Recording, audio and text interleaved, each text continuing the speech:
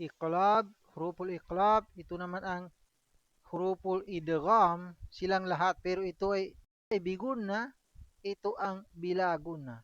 Hali dito tayo sa ikhfa. Itong ikhfa na ito, ay hindi, unahin natin itong izhar. Kasi ang izhar na ito ay kabaliktaran ng ikhfa.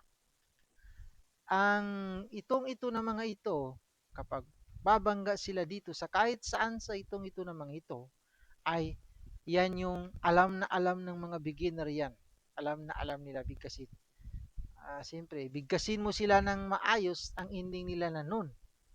Maayos, bigkasin mo ng mabuti. Wala ka ng inarti-inarti pa doon kapag babangga sila sa kahit saan sa mga ito. Kahit saan sa mga ito. Bali, kapag ang beginner ang tao, kahit dito babangga sa ikhfa, ginawa pa rin izhar kasi hindi alam eh. Halimbawa, hanap tayo dito. Dito tayo. Meron ba dito kung makikita? Wala. Parang wala akong makikita dito. Meron dito. Dito sa ito, sawaun. Ang hamza na ito ay tanwin siya. Tapos, ang babanggain niya ito ay ain. Itong ain. Bali, basahin mo ito ng malinis, marinig sa tampilong natin ang wasawaun alayhim aanzartahum. Yan, ganun lang. Wala kang inarte-inarte dyan na ganito pa ang gawin mo ikpa. Kaya kapag ang beginner ang tao, alam na alam niya yung bigkasin. Ito pa, meron din dito. Meron din dito.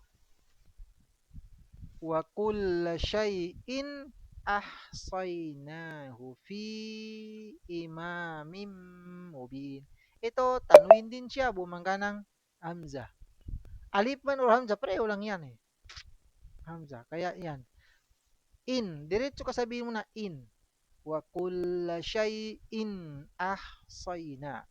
Bali, okay, wag na natin patagalin na ubusin pa natin ipakita yung lahat ng mga halimbawa nito kasi pare-pareho lang yan eh. Bali, dito na tayo sa ikhfa. Ang ikhfa ay huruful ikhfa kapag sila ng mga ito ay babangga sa kahit saan sa mga ito na mga ito ay iyan yung point na ayun yung sabi ko na paliwanag ko sa iyo dati na dun sa angkum. Huwag mong bigkasin na maging klaro marinig sa tampilong natin yung nun, yung ending nila na nun at saka nun na ganyan kapag babangga sa kahit saan sa mga ito na ito. At ganun din, mag-standby ka rin ng saglit dun sa kanila. Tingnan mo dun sa binasa mo na ankum. Dun sa aydiyahum fakaffa aydiyahum ankum. O, di ba? Sinabi ko sa iyo na marunong ka na, tapos imbis ko lang tinuro sa iyo, tapos ganun. Nandito yan. Tingnan mo. To. Basahin natin ha. At kapag nakita natin, ay sabihin ko lang, wal Qur'anil Hakim. Innaka laminal mursalin ala siratim mustaqim tanzilal azizir rahim. Ito, tingnan mo. Nun, o tingnan mo, sa inyo ito yung sabi ko, nun na wala kang makikitang sukun, wala kang makikitang sukun. Yan yung sabi ko sa beginner to na ang nun na walang bawil, walang sukun ay consider na sukun siya pero may iba pang paliwanag diyan pero sabihin ko lang kapag sa ibang level na. Bali ngayon ay sasabihin ko na dito yan sa ikpa. Pag nun na makita mo na walang sukun ay kapag ganyan ay babangga siya sa kahit saan sa mga ito na mga ito 15 ka letra. Kapag makita ka ng nun na ganyan, ay babangga yan dito. Yan. O di kaya ay dito. Kaya ito ay, tingnan mo. Ang basahin mo yan yung parang mahang yung dila mo ba? Parang mahang. Wag mong idikit yung pundo ng dila mo diyan sa tidak mo. Ha? Naintindihan mo? Okay. Paano sabihin sa Tagalog yun? Wag mong idikit ang pundo ng dila mo sa tidak mo. Paano sabihin sa Tagalog? Tagalog mo, ikaw marunong. Ikaw totoo. Hindi mo alam? Hindi mo alam kung pa. Tatawa ka. Hindi mo alam kung paano may Tagalog. Tagalog na. Yun lang, hindi ko rin alam. Basta wag mong idikit ang point ng iyong dila sa taas na part ng iyong bunganga. Kaya sa madaling salita, parang mahang yung dila mo.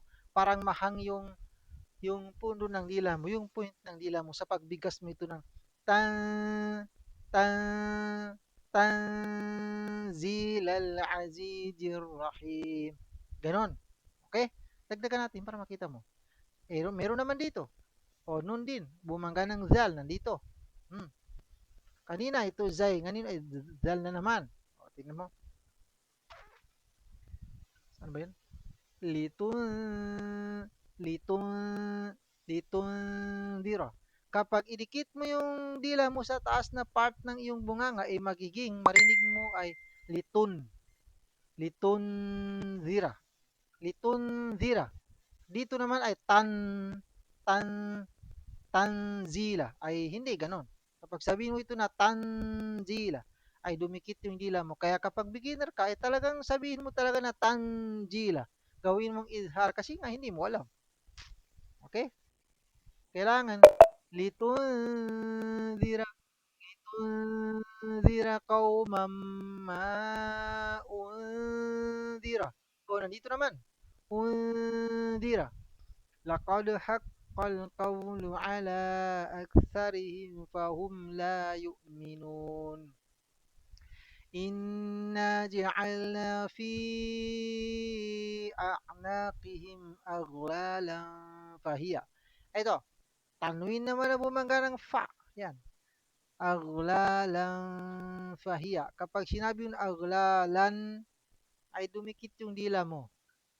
Ay, kailangan, mas tabi ka ng saglit dito. Aghlalan fahiya ilal alqani fahum muqmahun. Yan. Ay, tingnan mo. Tanwin na bumanga ng fa, nandito yan. Nandito yung tanwin, nandito ang fa. Yan. Basta 15 ka letra. Kailangan mo talaga itong i-memorize talaga. Kailangan talaga itong memorize mo lahat sila. Kahit ito lang yung ma-memorize mo, ito lang. Ito, wag mo na i-memorize kasi lahat ng wala dito, wala dito, wala dito, isipin mo lang na nandito sa ilha. Ganun yung gawin mo para mabawas-bawasan yung memorize mo. Ito lang, ito lang, ito lang. Lahat ng wala dito sa tatlo ay nandito sa ilha. Kabaliktaran ng ikhfa. O, ganun lang. وَجَعَلْنَا مِنْ بَيْنِ أَيْدِيهِمْ سَدًّا وَمِنْ خَلْفِهِمْ سَدًّا فَأَغْشَيْنَاهُمْ فَهُمْ لَا يُبْصِرُونَ. O, nandun naman, tanwin, bumangga ng fa. O, ganoon. Ito naman ay kabaliktaran ng ikhfa. Ito ang izhar. Tingnan mo. وَسَوَاءٌ عَلَيْهِمْ أَأَنذَرْتَهُمْ أَمْ لَمْ تُنذِرْهُمْ لَا يُؤْمِنُونَ. Yan siya. Yan at saka yan. At saka nga pala, nakalimutan mo sabihin, sa mad na sinabi ko na wow or alif or ya or aliful line ay dalawang haraka lang. Pero sa usapang tawasot na, kung nagbawas na tayo ng tawasot na, ay kapag sila ay nalalagay sila sa second to the last, katulad ng mga ganito, ay pwede mong dagdagan yung tagal niya. Sa tatlong haraka, apat o 5 kaharaka. Kung sa second to the last, tingnan mo dito, kasi tawasot na ito. O, di ba?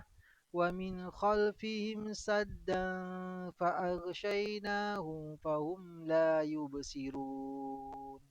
O, pwede mong dagdagan. Tawasot na. Lalo na kapag yung mudyawada, yun. Ano ipagtaki ka na nakapambati. Sublapan. Innama tunziro. Nandiyan na naman. O, pansinin mo. Mag-standby ka nung saglit yan. Innama, siya nga pala. Lahat din ng meme, nun na may sada, at saka meme na may sada, eh, ganun din. May standby ka rin yung saglit dito. Kahit wala dun sa ikpa, iklab, idgham, ay ganun. Basta meme at saka nun. Tingnan mo. إنما تنذر من اتبع الذكر وخشي الرحمن بالغيب فبشره بمغفرة وأجر كريم. Oh, andito naman. Bumangga ng kaf. Tanwin, bumangga ng kaf. Nandito. Tanwin. Nandito yung kaf. Yan. Yan. فبشره بمغفرة وأجر كريم إنا نحن نحيي الموتى ونكتب ما قدموا وآثارهم وكل شيء أحصيناه في إمام tanwin ito naman ay idgham na biguna. Bali yan, okay na, naituro ko na sa inyong lahat ng mga gito. Bali okay na, bali mag-start na tayo. Balik tayo dito sa surat kahap na babasahin natin. Yung sabi mo, another record na naman tayo. Ito.